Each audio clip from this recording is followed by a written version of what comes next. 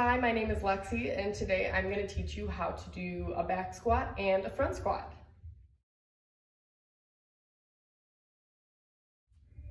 There's a few things that you need to know before adding weight to a squat. The first being how to activate your core and what is your core.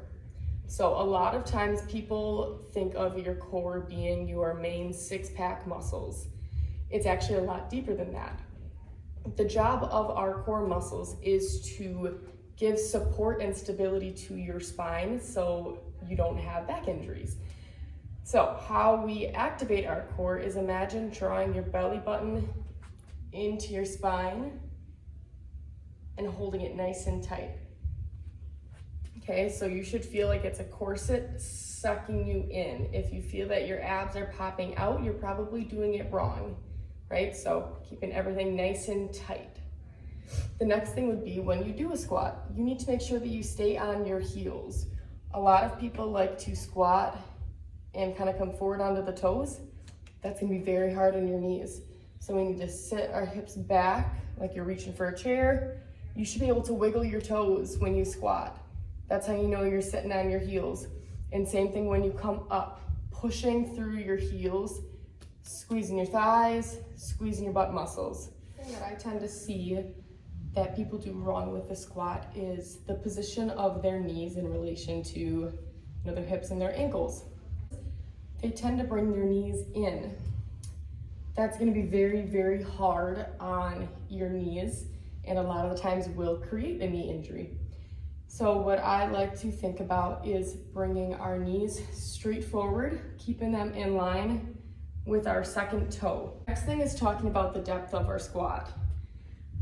What we should be striving for is our thighs being parallel to the floor. So if you are a beginner, it is okay to start out with just a nice mini squat, right? We don't need to go very low. Our goal is to have a pretty moderate squat, right? Getting our thighs at a 90-degree angle or our thighs parallel to the floor.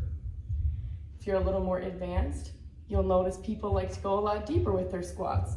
All depends on the mobility and the strength that you have in your thighs and how much experience you have with squatting.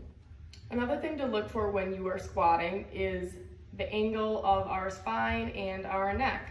So we want to make sure that our spine is staying nice and flat as we're sitting down. A lot of people like to make the mistake of rounding or arching too much. When you keep that core tight, this should help you keep that nice flat back, again, to help prevent any back injuries. And same with our necks. When you're doing a back squat, the barbell is going to be resting on your shoulders and neck.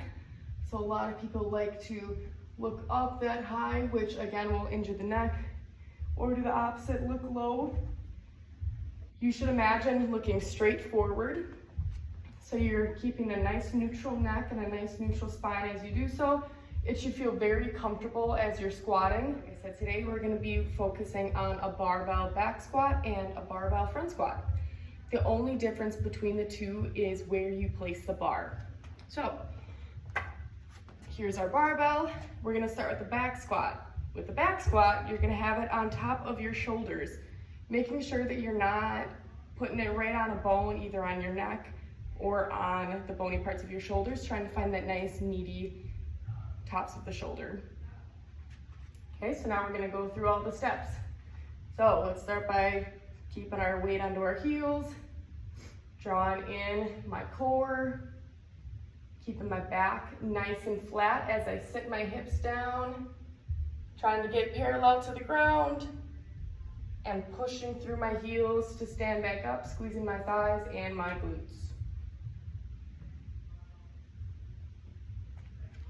Now from the front, we need to make sure that my knees are staying in line. Keeping our knees in line with our second toes, stacking them up on top of our ankles. So now with the front squat, the only difference is now we're resting the barbell on the fronts of our shoulders. You can either cross your arms and put your hands over top of the weight and squat that way, or the more advanced way is to curl your wrists under like this, and then again resting it on your shoulders. Same form.